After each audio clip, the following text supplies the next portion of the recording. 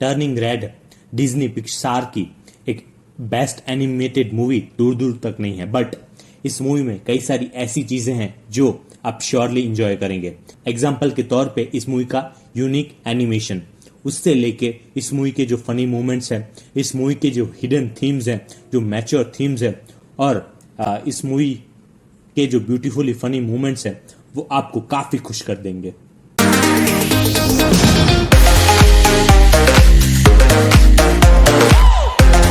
Hello guys, welcome back to my channel mostly Vijay. This is Vijay और आज मैं करूंगा मूवी का रिव्यू जिसका नाम है turning red. Turning red Disney Pixar की एक एनिमेटेड मूवी है जिसको 11 मार्च 2022 को डिज्नी प्लस पे रिलीज किया गया था।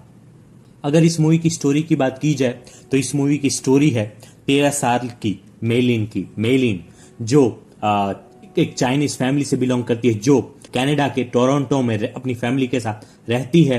वो काफी परफेक्ट बच्ची है, जैसे कि वो स्टडी में काफी अच्छी है और अपनी फैमिली का भी सब कहना मानती है और अपनी माँ की कई सारी चीजें वो करती है। सो ऑलमोस्ट वो एक परफेक्ट चाइल्ड की तरह है। बट ट्विस्ट तब आता है जब एक सुबह वो उठती है और देखती है कि वो एक रेड पैंडा में बदल चुकी है। सो इसके साथ मेलिन के साथ इस रेड पांडा में चेंज होने के बाद उनके साथ क्या होता है, उनके आसपास के लोग उनकी ये जो रेड पैंडा की सेल्फ है उससे कैसे रिएक्ट करते हैं, वो क्या अपने नॉर्मल फॉर्म में आ पाएगी या नहीं, ये मूवी की मेन स्टोरी लाइन है। ये मूवी कई कैटेगरीज में डिज्नी पिक्सार की दूसरी मूवी जैसे भी है। मतलब कि ये मूवी आप एक फैमिली ओरिएंटेड मूवी है।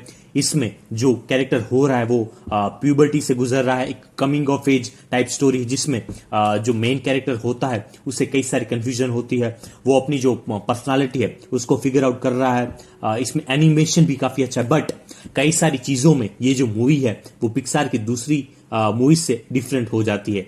एग्जाम्पल के तौर पे इस मूवी का जो एनिमेशन है वो कई मूवमेंट में, कई सीन्स में आपको काफी डिफरेंट लगेगा। मतलब इस मूवी का जो एनिमेशन है वो थोड़ा सा एनीमे से भी इंस्पायर्ड है, क्योंकि कई सारे ऐसे मूवमेंट है जिसमें जो कैरेक्टर्स होते हैं उनकी आंखें बड़ी हो जाती है, जो आपने कई सारे एनीमे में देखा होगा। जो कैरेक्टर का जो स्केच है, जो उनकी शक्लें हैं वो थोड़ी गोलू मोलू टाइप है, जो आपने एनीमे में भी देखा होगा। और इस मूवी में जो मॉन्स्टर पोर्ट्रे किए गए हैं वो आप स्टूडियो जिबली की मूवीज में आपने इनको देखा होगा। एग्जाम्पल के तौर पे माय नेबर टोटोरो, इस क्रीचर से ये जो क्रीचर है वो थोड़ा सा इंस्पायर हुए हो ऐसा लगता है। और इस मूवी का जो कलर पैलेट है वो काफी अच्छा है। इस मूवी में जो लोकेशन दिखाए गए हैं, कनाडा का जो टोरंटो है वो इस मूवी में दिखाया गया है, जो काफी ब्यूटीफुल लगता है। और कई सारी डिटेलिंग के साथ इस मूवी में जो टोरंटो की बिल्डिंग होती है, टोरंटो के घर होते हैं, वो दिखाने की ट्राई की गई है। हालांकि इस मूवी की जो स्टोरी है वो थोड़ी मैच्योर भी है। मतलब कि जो मूवी का टाइटल है टर्निंग रेड, वो कहीं ना कहीं पीरियड्स पे पॉइंट आउट करता है।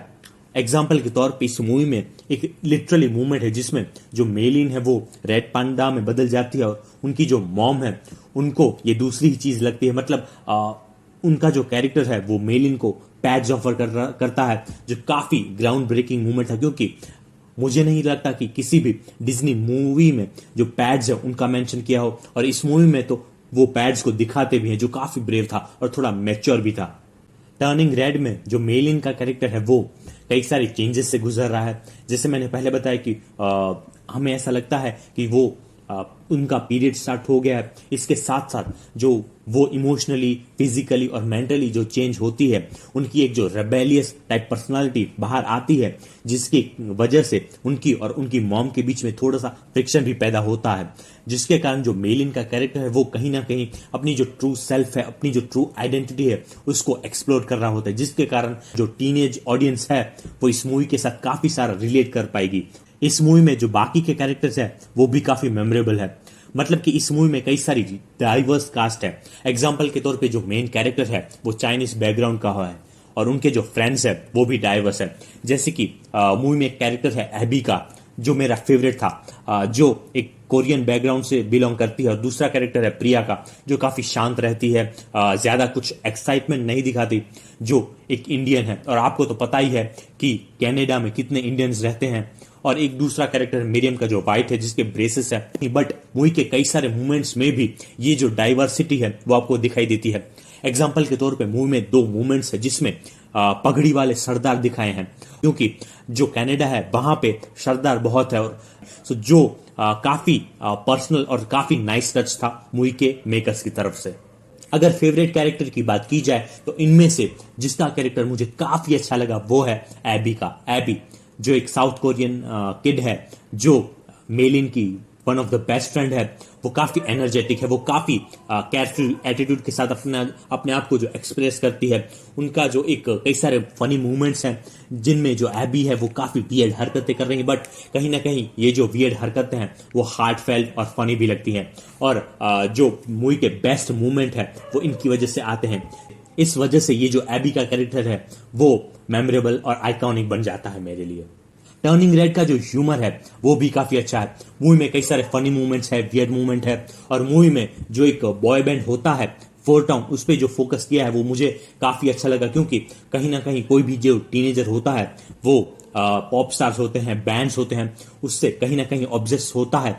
सो इस मूवी में ये जो स्टोरी लाइन थी वो कहीं ना कहीं जो मूवी की जो ओवरऑल स्टोरी है उसमें काफी घुल मिल जाती है, जो काफी नाइस टच था।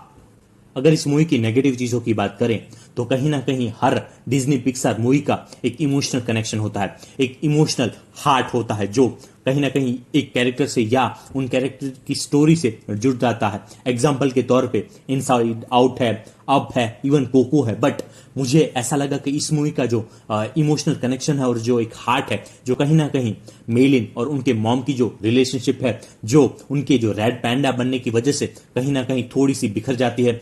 मेलिन कहीं ना कहीं स्ट्रगल कर रही है कि उनकी जो मॉम है उनकी बताई बातों पे वो नहीं चल रही, जिसके कारण उनकी जो मॉम है वो काफी हर्ट होती है। जो स्टोरी आपको सेकेंड हाफ में दिखाई देती है वो कहीं ना कहीं मुझे थोड़ी सी वीक लगी। कहीं ना कहीं इस स्टोरी लाइन के साथ आप पर्सनली कनेक्ट नहीं कर पाते, जो थोड़ी सुपरफिशियल भी लगती है। और अगर दूसरी नेगेटिव चीज की बात करूं तो जो मूवी की एंडिंग है उसमें एक बड़ी सी बिजार चीज होती है, जिसमें एक कैरेक्टर होता है वो काफी वियर्ड डिसीजन लेता है, जो मुझे जरा भी समझ नहीं आया। शायद ये जो डिसीजन है वो कहीं ना कहीं एक हिडन मीनिंग की तरह दिखाया गया है, बट मुझे तो ये हिडन मीनिंग जरा भी समझ में नहीं आया, जिसके कारण इसकी जो एंडिंग है वो मुझे काफी बिजार और काफी वियर्ड लगी, जिसके कारण मूवी का जो टेस्ट होता है वो थोड़ा सा खराब हो जाता है मेरे लिए। And I will give this movie 7 points out of 10.